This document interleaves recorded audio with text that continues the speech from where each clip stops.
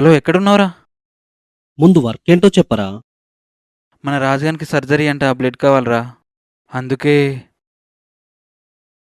సారీరా, నేను out of station రా. షిట్. మన రాజాడికి సర్జరీ ఉందిరా. అర్జెంటుగా బ్లడ్ కావాలి, చాలా ఎమర్జెన్సీ.